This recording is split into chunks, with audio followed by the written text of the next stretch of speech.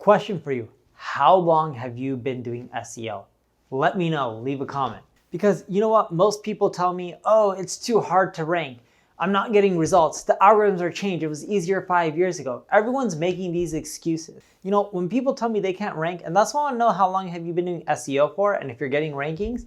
When people tell me they've been doing SEO for 6 months and a year and they're not getting results, the algorithms, sure, they've changed. That doesn't mean you can't get more traffic. I'm getting more search traffic now with these harder algorithms than I was before when the algorithms were easy.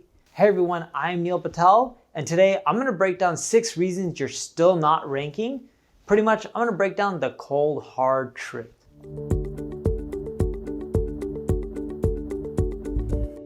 Before we get started, make sure you subscribe to this channel. That way, when I release more content like this, you'll get notified. And if you're on YouTube, click the alert notification.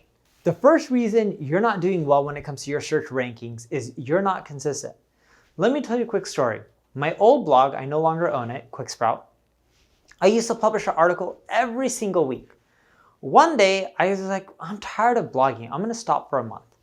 Not only did my traffic dip for 30%, it took me more than 3 months to recover that traffic. In other words, if you're not consistent, you're not gonna continually do well. You need to keep creating more content, creating more tools, continue participating on the social web.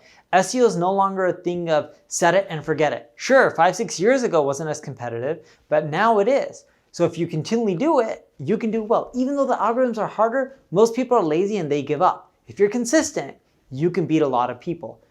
And if you are getting traction, don't make the mistake I did and you stop for a while, because you'll notice that your traffic will slowly start going down and it's hard to recover. The second reason is you're tactical and not strategic. Stop looking for the next trick or the next gimmick. Focus on the fundamentals, the core strategy. Find topics that people are really searching for on Google. You can use Ubersuggest for this. You type in a keyword, it'll show you all the other popular terms. It'll even have a content ideas report that shows you what blog posts are popular and which ones aren't. See which of them are competitive in your niche, which ones aren't, right? In Ubersuggest, it shows you how hard these terms are to rank for and which ones aren't. And it'll even show you the content that you can write to rank for those non-competitive terms that still get good traffic. Then when you want to consistently write content around those topics, then you want to see who shares that content and go hit them up and ask them to share your content. And Ubersuggest shows you who links to every one of your competitors for free. And that's why you should be hitting them up. It's not hard. You don't have to pay for these tools. There's no excuses. Then you want to internal link your content together. That way, if one person reads one piece of content and it's related to another piece of content you already wrote, should be linked together. Whenever it's relevant and best for the user, add the internal links. You see what's working, you double down on it. You see what's not working, you don't double down on that. The next reason is your content sucks. Once a month, look at your Google Analytics. Look at the pieces that are underperforming. Look at the dwell time. This is critical. When you have pieces of content that aren't performing, stop writing more of that content. Start looking at what's working and write more of it. Again, look at the content ideas report in Ubersuggest. Most people just use it to see what's hot and they copy that. But what I would recommend is also looking at what's not popular. Go look at the stuff on page 10, 20, 30, 50, 100.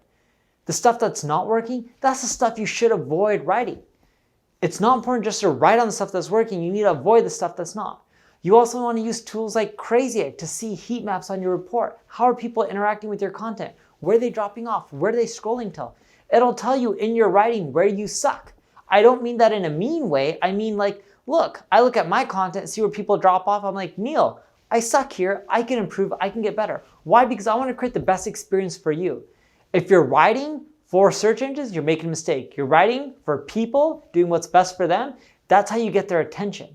As they say, 8 out of 10 people will read your headline. Only 2 out of 10 will click through and read the rest. So it's not important to just write for the search engines. It's more important to write for humans. Humans are the ones clicking. Search engines eventually adapt to what humans want. According to Moz, over 20% of the content that ranks is video-based content. Podcasting makes up a large portion as well because Google now indexes and ranks podcasts. Even if you don't transcribe them, they do it for you. So in your content, your blog posts, you can integrate videos, audio, images, all this stuff. Don't just write huge paragraphs. This all helps you with your rankings. The fourth reason that you don't do well is you don't focus enough on building links. And when you build links, you're building the wrong kind of links. Everyone's focusing on quantity. It's not about quantity. It's not about building more backlinks than your competitors. There's a site, and this site's called Penny Hoarder. And they have less links than a lot of their competitors, but yet they do way better. Why? Their content's better in quality, their link quality is way better. They're focusing on getting links from the right sites. It's not about the number, it's about the quality. So look at who's linked to your competitors that have quality sites. These articles that drive traffic. The Ubersuggest Backlinks report will show you this. Then from there, you can hit up the sites that are really authoritative and ask them to link to your content because it's better than your competition. You don't just write the same old boring blog post. You have images, videos, infographics in your blog post. That's what makes you better, right? And after you do that, you continually hammer these sites and build links. Even if you email 100 people and you only get 10 links or 5 links, that's okay. You do that once a week, you'll pick up a lot of links. Yeah, it takes time, but it works. And don't use spammy and shady tactics that are short run. Long and steady wins the race.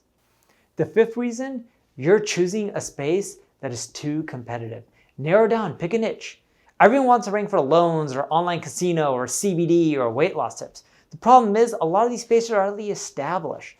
Sure, you can eventually get into them. You can pick a niche within loans, such as small business loans or personal loans for people who have bad credit. You can pick a niche within CBD, such as weight loss or using CBD for weight loss. I don't know what CBD is all used for, the benefits for it, but you guys get the point.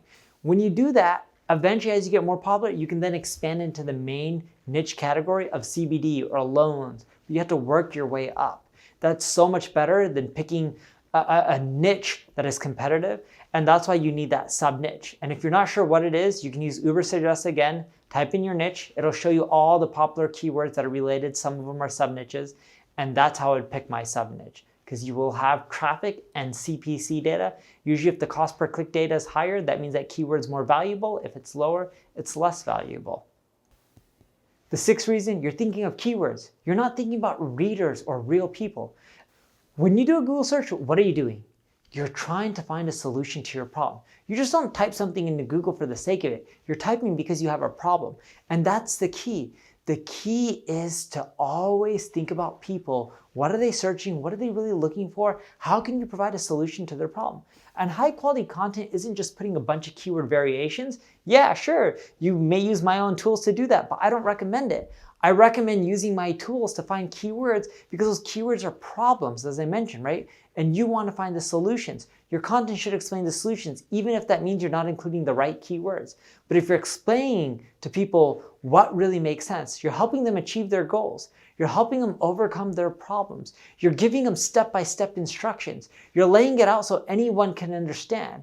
You're helping them become better at what they do. You're inspiring them by telling a compelling story. You're driving them to take action by showing them how they can do it. You're even entertaining them. That's how you succeed. If you follow those tips, you'll start ranking on Google. You don't need all the time in the world, you just need to follow those tips. If you need help with your SEO, check out my ad agency, Neil Patel Digital. If you enjoyed the video, like it, comment, share it. Thank you for watching.